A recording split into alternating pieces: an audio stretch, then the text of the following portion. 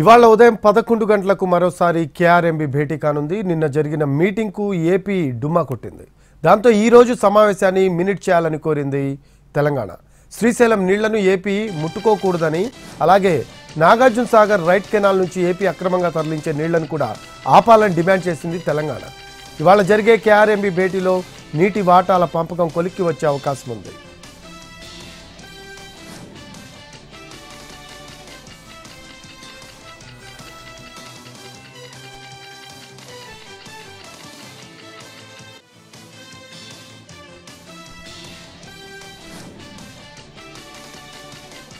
తెలంగాణ రాష్ట్ర అభివృద్ధికి సహకరించాలని 5 కీలక ప్రాజెక్టులకు నిధులు ఇవ్వాలని సీఎం రేవంత్ రెడ్డి ప్రధాని మోడీని కోరారు.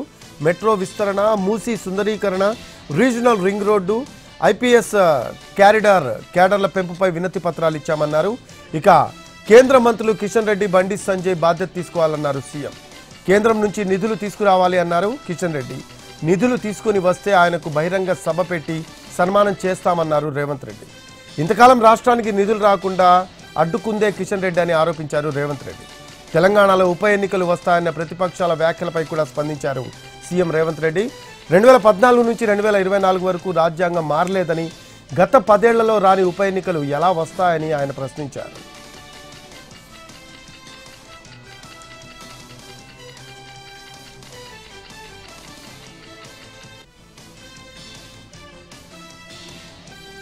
ఢిల్లీలో ప్రధాని మోడీతో సీఎం రేవంత్ భేటీలో ఆసక్తికర పరిణామం చోటు చేసుకుంది. తెలంగాణ రాష్ట్రానికి రావాల్సిన నిధుల విషయంలో ప్రధాని మోడీకి సీఎం రేవంత్ రెడ్డి వినతి పత్రం ఇస్తే అందుకు ప్రతిగా సీఎం రేవంత్ రెడ్డికి లేఖ ఇచ్చారు ప్రధాని మోడీ. కేంద్ర ప్రభుత్వ పథకాలకు మ్యాచింగ్ గ్రాంట్ విడుదల చేయాలని సీఎంకి ఇచ్చిన లేఖలో పేర్కొన్నారు ప్రధాని. 5 ప్రాజెక్టులకు రాష్ట్రం తరపున విడుదల చేయాల్సిన నిధులకు సంబంధించిన రిప్రజెంటేషన్ ఇచ్చారన్నారు.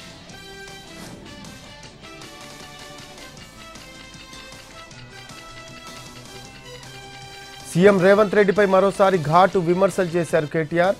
ఎస్ఎల్బీసీ ప్రమాదం జరిగితే బాధ్యత గల సీఎం అయితే రెస్క్యూ ఆపరేషన్పై దృష్టి పెట్టేవారని అన్నారు. ఎన్నికలు, ఢిల్లీ టూర్ అంటూ తిరిగే సీఎంకు పాలన అంటే ఏంటో తెలుసా అని ప్రశ్నించారు కేటీఆర్.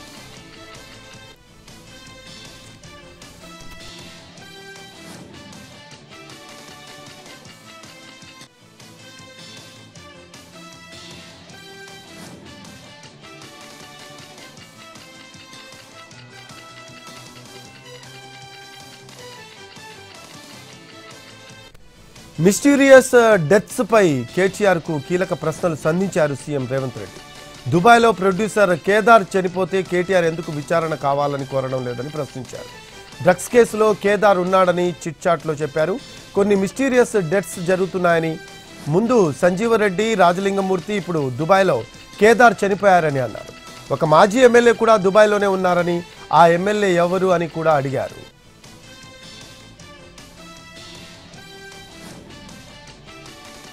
హైదరాబాద్ ముత్యాల నగరంగానే కాకుండా ప్రపంచ ఫార్మసీగా, అంతర్జాతీయ స్థాయి ఆసుపత్రుల హబ్గా ఖ్యాతికెక్కిందని కేంద్ర మంత్రి కిషన్ రెడ్డి తెలిపారు.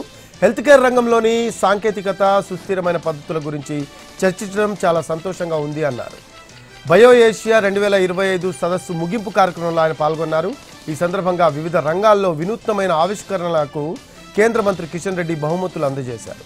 డ్రగ్స్, ఫార్మాస్యూటికల్స్ ఉత్పత్తిలో భారత్ ప్రపంచంలో 3వ స్థానంలో ఉందని కిషన్ రెడ్డి గుర్తు చేశారు.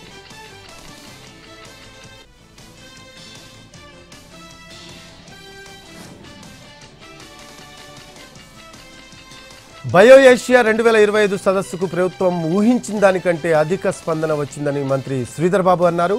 బయో ఏషియా చరిత్రలో ఈ ఏడాది ఒక మైలు రాయిగా నిలుస్తుందన్నారు. ప్రపంచవ్యాప్తంగా 44 దేశాల నుంచి 4000 మంది ఫార్మా, హెల్త్ కేర్ పరిశ్రమ లీడర్లు, ఆవిష్కరణకర్తలు హాజరయ్యారని తెలిపారు. దేశంలోనే తొలిసారిగా తెలంగాణలో లైఫ్ సైన్సెస్ యూనివర్సిటీ ఏర్పాటు చేస్తామన్నారు. అంతేకాదు అన్ని యూనివర్సిటీల్లో లైఫ్ సైన్సెస్ కొత్త కోర్సులు ప్రవేశపెడతాము అన్నారు మంత్రి శ్రీధర్ బాబు.